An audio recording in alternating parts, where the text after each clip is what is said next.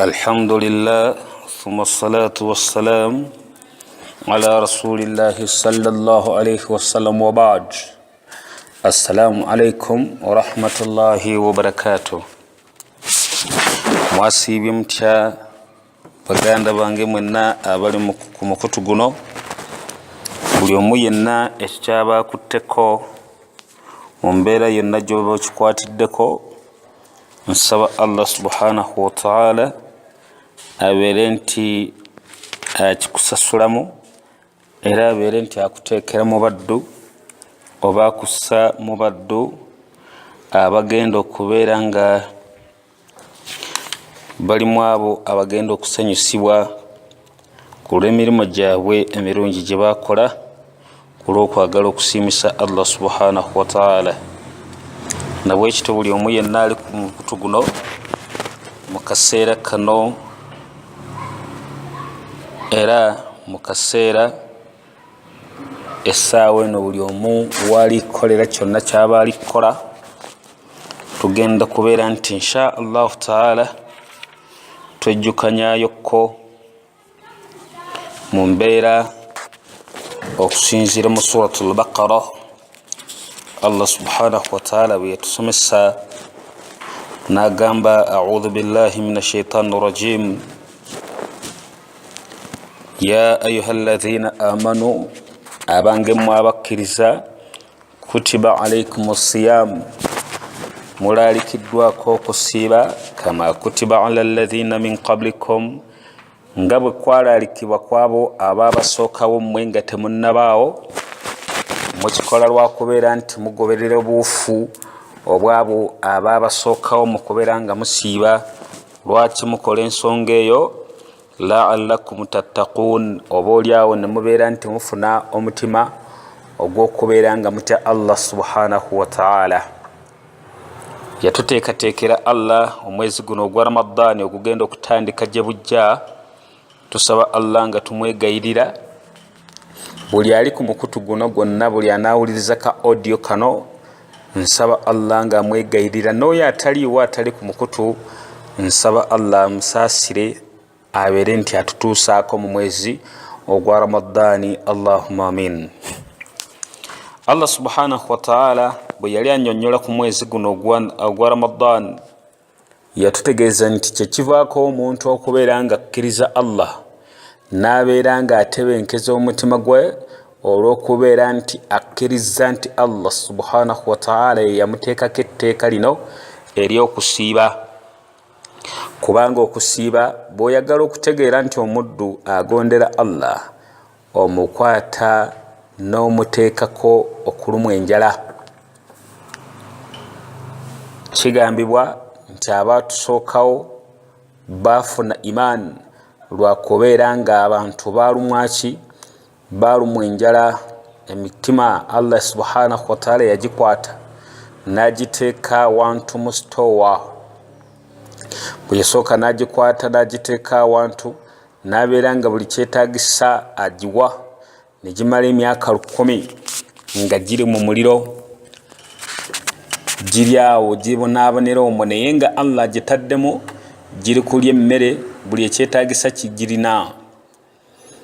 Naye Allah n'agibuuza nti nzaani, ne giddamu nti ggwe ye ggwe, naffe yeffe, nga gigaanye okukkiriza Allah subhanahu wa ta'ala, tegimulinaamu kamutya yadde n'akamu n'akeddagala. Bw'avaawo n'agikwata n'agiteeka mu bunnyogovu oba mu firiigi okumala emyaka era emirala 10, nga kyayagalamu ki, naye ng'agitaddemu, naye ng'ebyokulya gifuna ebyokulya, ng'era buli kimu kyonna ekyetaagisa bakifuna.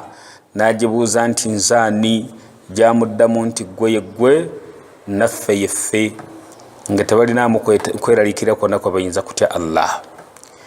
Naye Allah bwe yagiggyayo n'agiteeka mu sitowa, n'agisibira awantu, n'ateekako kofuro, n'agimma emmere okumala ennaku 7. N'agibuuza nti nzaani, gyagamba nti wallahi gwe Allah waffe, gwe mulezi waffe, era ffe tuli bagonvu gy'oli, tugambe kyonna kyonna aba okoze ki, kyona abo yagadde tugamba tujja kubeera nga tukigondera era tujja kubanga tukikola nabwe ekito buli muganda wange yenna ali ku mukutu guno ekyavaako abaddu okubeera nti bagondera Allah lwakubeera nti bafuna omutima nga balumiddwa enjala. Allah subhanahu wa ta'ala kwe kubeera nti yakituwandiikako n'agamba nti ya ayuhalladhina amanu abange mmwe abakkiriza taqullaha mweraliikirire nnyo Allah subhanahu wa ta'ala haqqa tuqatihi mu bukakafu bw'okubeera nti mumweraliikiridde buli omu abeerewo ng'akakasiza ddala nti ateekeddwa kubeera ng'akola ki ateekeddwa kubeera ng'atya Allah subhanahu wa ta'ala. Nagamba Allah nti kutiba alaykum siyamu kwalalikibwa kumma okusiiba kama kutiba ala alladhina min qablikum la'allakum tattaqun nga bwe kwalalikibwa kwaba abasookawo oba oliawo ne mufuna omutima ogutya Allah ne mufuna iman. Naga nti ayyama ma'dudati ennaku zino ez'okusiiba omwezi ogwa Ramadani mbali bubazzi ozibalira ku ngalo tezibeeraliikiriza baddu ba Allah oba tonnaba kutandika kusiiba nga gwaweddeko dda. Naga nti faman kana minkum maridan aw ala safarin aye nawe wayinza okubeerawo omuntu ng'ali mu safaari oba ayinza okubeera ng'omuntu nga mulwadde nga tajja kubeera ng'asobola okusiiba fa iddatun min ayamin ukhar abeere nti asiiba olunaku oluddako oba olwo olw'okubeera nti ali mu safaari oba ng'ali muki mulwadde asiibe omulundi omulala insha Allah ta'ala. Naga nti wa alladhina yuti'kunahu fidyatun ta'amu miskin nagamba nti naye abo abantu abafuna obuzibu mu kubeera nti bakola ki baba nti basiiba twale ekyokulabirako oyinza okubeera nti omuntu akuliridde mu myaka ali mu myaka 80 myaka 9 takyasobola kusiiba naye nga ssente alina. Nagamba oba omuntu ayinza okubeera nti omuntu embeera si nnungi gy'alimu nagamba nti kyalina okukola ki fidyatun ta'amu miskin beera nga oliisa bamasikini obeere nti oliisa omuntu ateesobola buli lunaku lw'oba okoze ki lw'oba tosiibye. Nagamba ekisinga okubeera ekirungi nagamba nti naye bw'oba omaliriza faman ta'a khairun lahum khaira fahuwa khairun lahu naye nagamba nti Allah subhanahu wa ta'ala nti ekisinga okubeera ekirungi singa omuntu aba alusiibye kyekisinga okubeera kiki ekisinga okubeera ekirungi oba omuntu singa aba akoze omulimu nga mulungi omulimu ogwo aba agukoze ku lulwe nga Allah subhanahu wa ta'ala byagamba kiba kigasa ye ng'omuntu. Nagamba nti wa antasumu khairul lakum singa munaabanga musiibye kyekisinga okubeera ekirungi.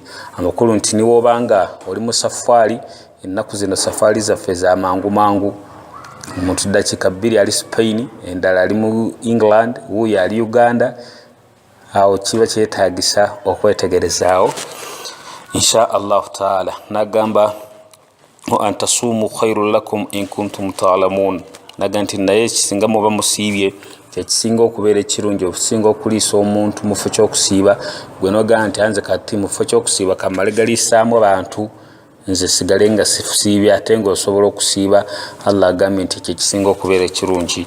Naga nti shahru ramadani alladhi unzila fihi alquran omwezi guno ogwa Ramadani guno gwe tulimu oba gwe tugenda okuyingira alladhi unzila fihi alquran gwe mwezi Allah subhanahu wa ta'ala gwe yassizaamu ki gwe yassizaamu Qur'ani ng'egenda kukola ki huda linnasi ng'egenda kubeera nti erungamya wa bayinatin min alhuda walfurqan sekyo kyokka egenda kubeera ng'ejja ennyonnyole wakati w'obulimba n'obubuze gwe mugaso gwaki gwa Qur'ani. Naga nti faman shahida minkum shahra omuntu singa aba alabye omwezi singa omuntu aba alabye omwezi gwa Ramadani guno nga gumutuuseeko nga guzze faman shahida minkum shahran falyasumuh omuntu singa aba alabye omwezi wallahi abeere ng'asiiba kyekisinga okubeera ekirungi insha Allah ta'ala.